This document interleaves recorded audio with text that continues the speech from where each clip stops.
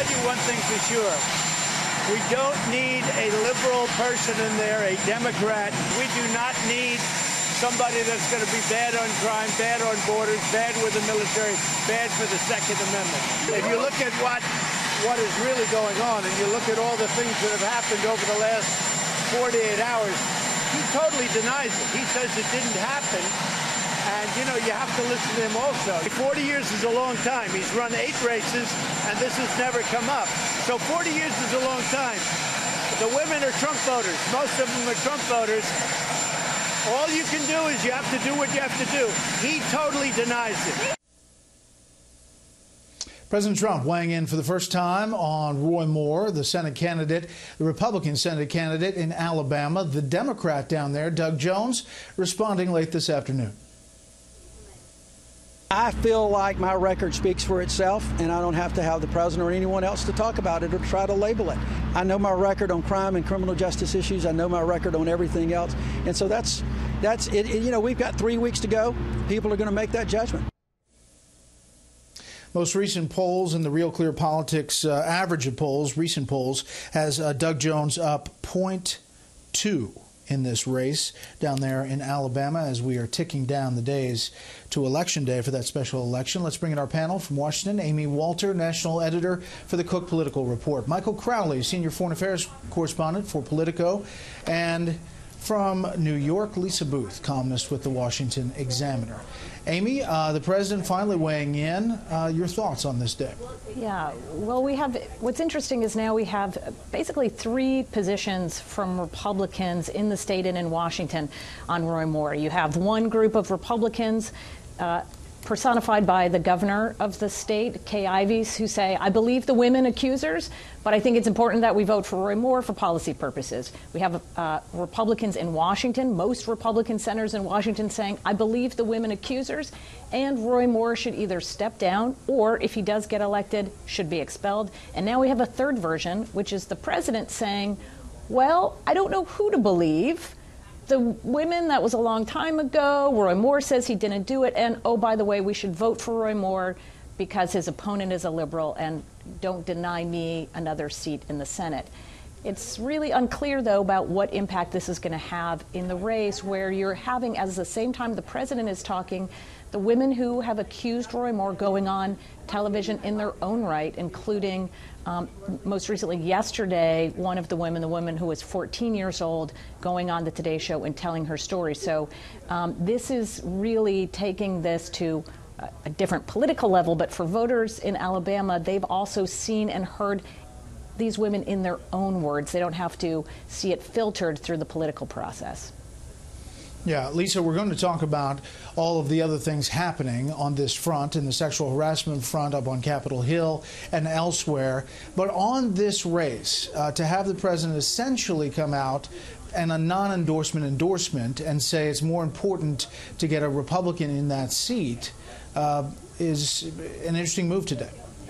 Well, and also to add to Amy's point and just the complexity facing Alabama voters in trying to make this decision before Election Day, you also have Doug Jones, the Democrat candidate, essentially running an ad with Ivanka Trump's statement that there's a special place in hell for someone who preys on children. And then you also have the Attorney General. A piece of that. I'll come back to you right after this. I'm going to run a little piece of this ad from Doug Jones. Sure. On Roy Moore's disturbing actions, Ivanka Trump says there's a special place in hell for people who prey on children, and I have no reason to doubt the victims' accounts. Jeff Sessions says, I have no reason to doubt these young women. And Richard Shelby says he will absolutely not vote for Roy Moore. Conservative voices, putting children and women over party, doing what's right. So the Jones campaign, Lisa, trying to use Trump versus Trump, I guess. Right, which is a smart move politically. And then you also have the Attorney General, Jeff Sessions, who has said that he has no reason to doubt these women as well. So you've got some very complex and very interesting dynamics at play here in Alabama. And as you said, the race is within the margin of error, according to Real Clear Politics. And ultimately, this is going to be up to Alabama voters. You know, who do they trust in this scenario heading into Election Day? And if you're Republicans as well, or the Senate, and let's say Roy Moore is elected, you know, there's been expelling and things like that have been put forward. So what do you do with a duly elected member of the United States Senate, and what sort of precedent does that set for someone like Senator Al Franken? Or you look on the House side as well with someone like Representative Conyers, and undoubtedly, like the likelihood that we're going to hear more accusations of members of Congress, I would assume, here in the coming weeks and months. So what happens to fellow senators who are accused of things similarly? So there's a lot of interesting things going on in the country right now in the race of Alabama, as well as in the United States Congress. Yeah, Quinnipiac, Michael, has this poll out, and one of the questions is, should the Senate expel more? Should he win? Should the Senate expel more if he wins the Alabama Senate race? The total is 60% yes, 28% no, but look at GOP voters. 33-49 don't expel. In Alabama, this is playing differently. And I think, isn't that something to factor in as we look at this race? It is something to factor in, and that partisan breakdown or breakout there underscores the way in which even what is really ought to be an evidentiary issue has been subsumed by partisan politics. And Trump himself saw this during the 2016 campaign. I mean, Trump himself, of course, was the subject of quite a lot of allegations of sexual misconduct that quite a lot of people found to be credible.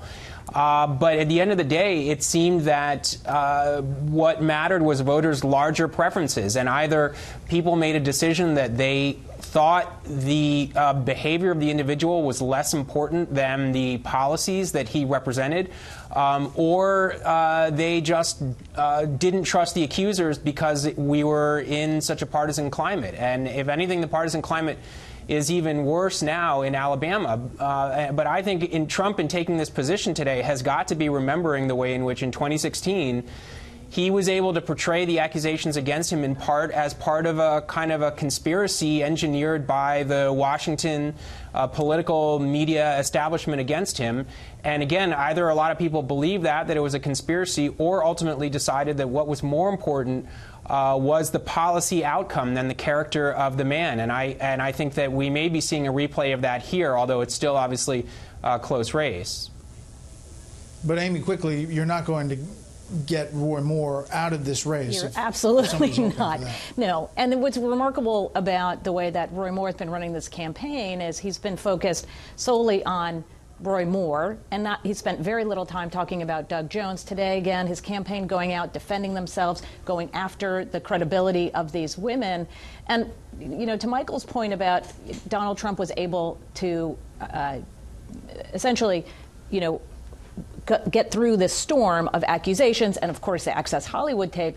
The difference in this case is that there are women who are on the front page of the Alabama papers, who are on national television, telling their story directly to voters. So this is no longer just about there's a media conspiracy. It is really now the individuals being able to talk about this.